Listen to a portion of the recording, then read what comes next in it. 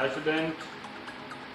कल हम पिछले वीडियो में बात कर रहे थे मृदा उत्पादकता, मृदा उर्वरता और क्षरण के बारे में कि जल क्षरण क्या होता है और वायवीय क्षरण क्या होता है और बीज कितने प्रकार के होते हैं और बीजों में डोरमेंस व्यवस्था किस प्रकार आती है।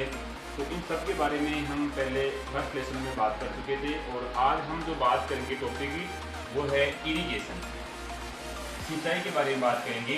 तो पहले देखते हैं कि डेफिनेशन क्या होती है इरिगेशन की। तो हम देखते हैं सिंचाई किसे कहेंगे।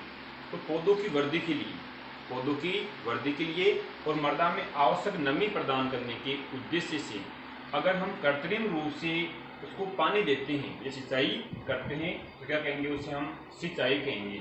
मतलब पौधों की वृद्धि के लिए मृदा में आवश्यक नमी प्रदान करने के उद्देश्य से कृत्रिम रूप से, किस रूप से, कृत्रिम रूप से दिया गया जल क्या कहलाता है, सिंचाई कहलाता है। तो ये तो क्या होगी, डेफिनेशन होगी अपने इरिगेशन की। तो अगर एग्जाम में पूछता है कि सिंचाई को परिभाषित कीजिए तो आपको देना है कि पौधों की वृद्धि के लिए मृदा में आवश्यक नमी प्रदान करने के उद्देश्य से कृत्रिम रूप से जल देने की क्रिया कहलाती है, सिंचाई कहलाती है। इसके बाद में देखते हैं कि सिंचाई के प्रमुख उद्देश्य कौन कौन से होते हैं, सिंचाई के उद्देश्य कौन कौन से होते हैं और किस उद्देश्य की पूर्ति के लिए क्या करते हैं, हम सिंचाई करते हैं। जैसे उद्देश्य की बात करूं मैं, अगर सिंचाई के उद्देश्य के बारे में हमें अगर पूछता है कि सिंचाई के उद्देश्य कौन कौन से होते हैं और उद्देश्य की बात करूं मैं, तो इसके उद्देश्य से मान लो पहला उद्देश्य हम देखें। पहला उद्देश्य है कि पौधों की वृद्धि के लिए और मृदा में आवश्यक नमी प्रदान करने के उद्देश्य से क्या देते हैं, उसमें हम जल देते हैं, सिंचाई करते हैं।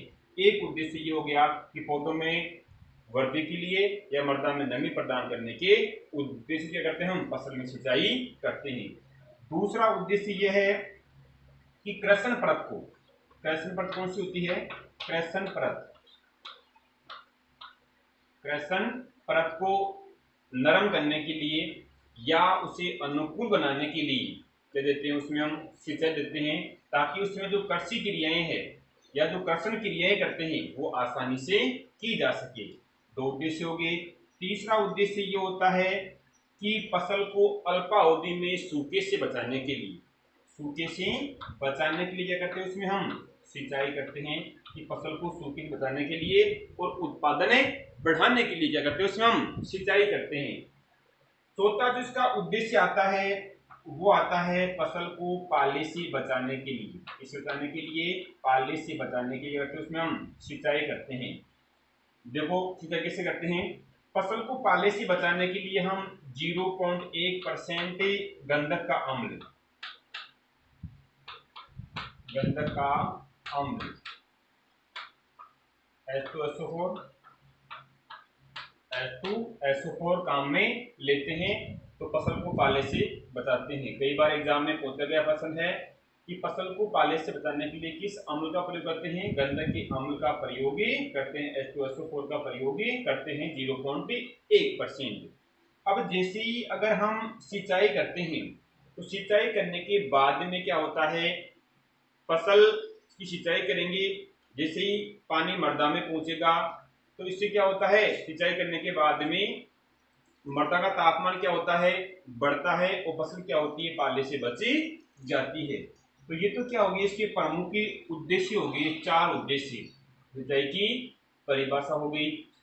अगर बोर्ड एग्जाम में आपको कई बार क्वेश्चन पूछा भी गया है और कई बार क्वेश्चन पूछता भी है कि सिंचाई को परिभाषित कर कीजिए तथा सिंचाई के कोई 3 उद्देश्य बताइए, तो आपको देना है कि पौधों की वृद्धि के लिए मृदा में आवश्यक नमी प्रदान करने के उद्देश्य से कृत्रिम रूप से जल देने की क्रिया कहलाती है, सिंचाई कहलाती है। सिंचाई के प्रमुख उद्देश्य कौन कौन से होते हैं, जैसे पहला उद्देश्य हो गया कि पौधों की वृद्धि के लिए या मृदा में नमी प्रदान करने के उद्देश्य से करते हैं, हम सिंचाई करते हैं। दूसरा उद्देश्य हो गया कि कृषण परत को नरम कर उसे अनुकूल बनाकर उसमें कृषि क्रियाएं करने के लिए, निराई गुड़ाई है, जुताई कार्य करने के लिए करते हैं, उसमें हम सिंचाई देते हैं। फसल को सूखे से बचाकर उत्पादन बढ़ाने के लिए करते हैं, हम सिंचाई करते हैं। फसल को पाले से बचाने के लिए करते हैं, उसमें हम सिंचाई करते हैं। तो ये तो क्या हो गया, इसके प्रमुख उद्देश्य हो गए। इसके बाद में आगे जो नेक्स्ट टॉपिक में हम देखते हैं कि सिंचाई कब की जाए, सिंचाई कब और किस अवस्था में करनी चाहिए। तो मतलब सिंचाई का निर्धारण हम कैसे करें, कि किस आधार पर करें कि हम फसल से अधिक उपज प्राप्ति कर सके। जैसे पहला आता है पौधों के आधार पर, पौधों के आधार पर। अब पौधों के आधार पर हम सिंचाई किस प्रकार करेंगे, मतलब पौधों के कौन कौन से जो लक्षण होते हैं या कौन कौन सी जो अवस्थाएं आती है उनके ऊपर हम सिंचाई करते हैं। जैसे मैं बात करूं, मैं पहली पौधों की बाह्य स्थिति को देखकर, पौधों की बाह्य स्थिति, बाह्य स्थिति को देखकर, ये होगी पहली कि पौधों की बाह्य स्थिति को देखकर कैसे करते हैं। प्रातः काल या दोपहर के समय, प्रातः काल या दोपहर के समय हम खेत में जाते हैं और खेत में जाने के बाद इस खेत के पूरा खेत में क्या करते हैं, इसका हम अवलोकन करते हैं, मतलब चारों ओर घूमते हैं या इसके चारों ओर घूमते हैं या उसका अवलोकन करते हैं। अगर प्रातःकाल या दोपहर के समय 2 या 3 दिन तक लगातार अगर हमें पौधे इसमें मुरझाए हुए दिखाई देते हैं, मुरझाए हुए दिखाई देते हैं, तो हमें सिंचाई कर देनी चाहिए। एक तो ये अवस्था है सिंचाई करने की कि पौधों की बाह्य स्थिति को देखकर, मतलब प्रातःकाल या दोपहर के समय हमें खेत में निकलना है और खेत में उसका हमें अवलोकन करना है 3 या 4 दिन तक। तो हम देखते हैं कि उसमें कुछ पौधे हमें क्या होंगे, मुरझाए हुए दिखाई देंगे। अगर पौधे मुरझाए हुए दिखाई देते हैं तो हमें सिंचाई कर देनी चाहिए। एक अवस्था तो ये हो गई। दूसरा आता है पत्तियों में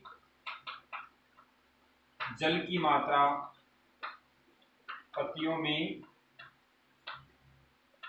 जल की मात्रा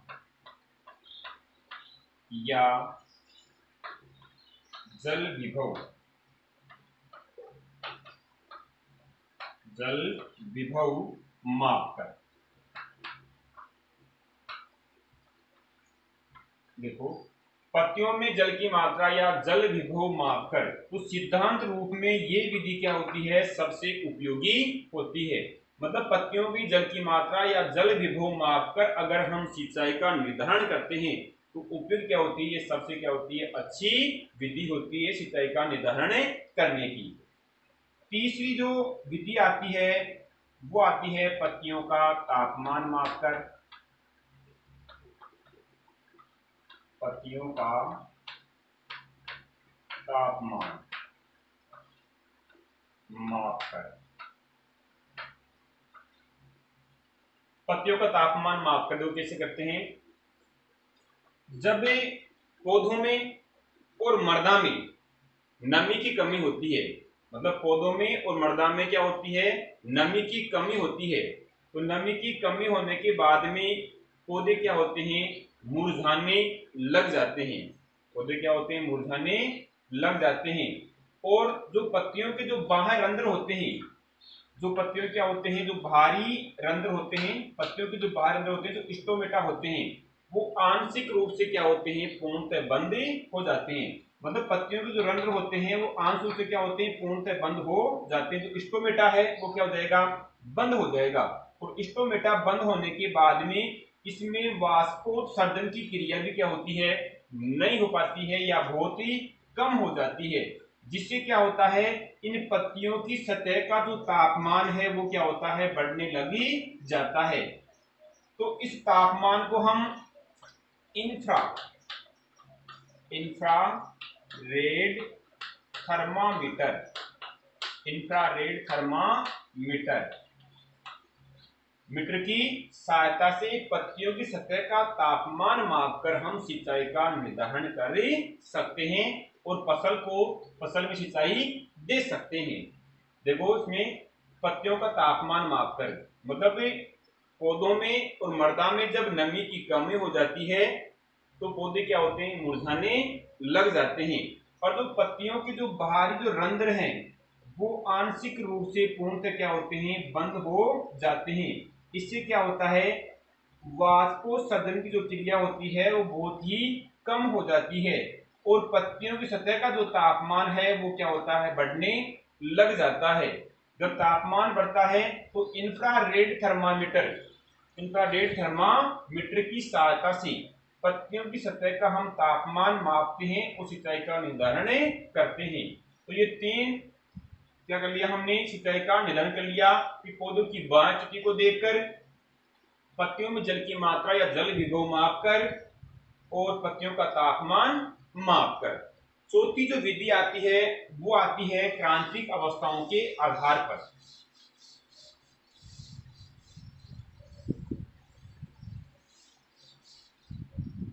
विधि नंबर जो 4 आती है वो आती है क्रांतिक अवस्थाओं के आधार पर।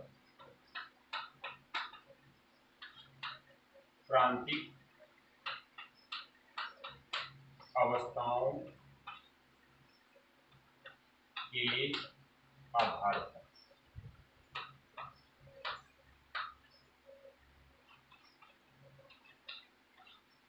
क्रांतिक अवस्थाओं के आधार पर। अब प्रत्येक फसल की जो क्रांतिक अवस्था होती है वो सभी क्या होती है, अलग अलग होती है। जैसे गेहूं की अलग होती है, जौ की अलग होती है, सरसों की अलग होती है, अलसी की अलग होती है, आलू की अलग होती है, मक्का की अलग होती है, धान की अलग होती है, तंबाकू की अलग अलग होती है।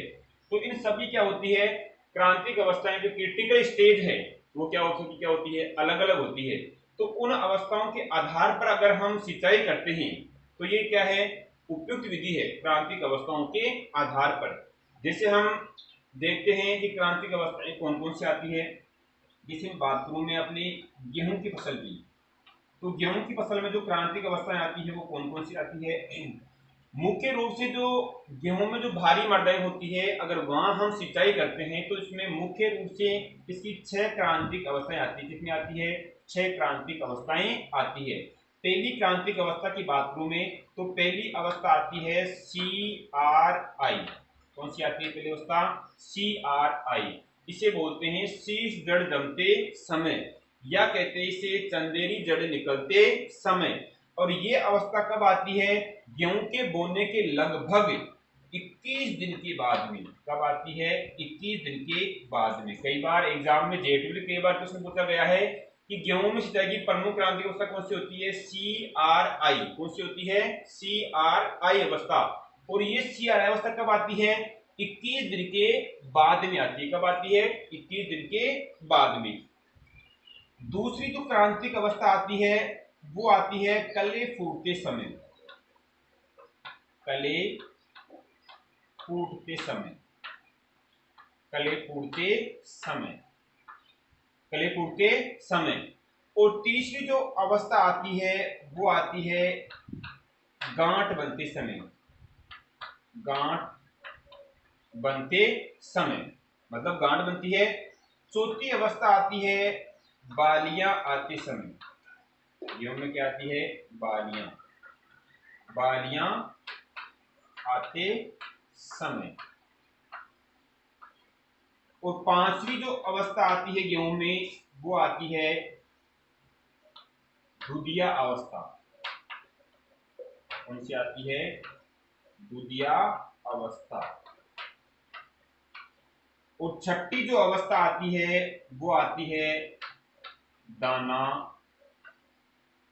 भरते समय।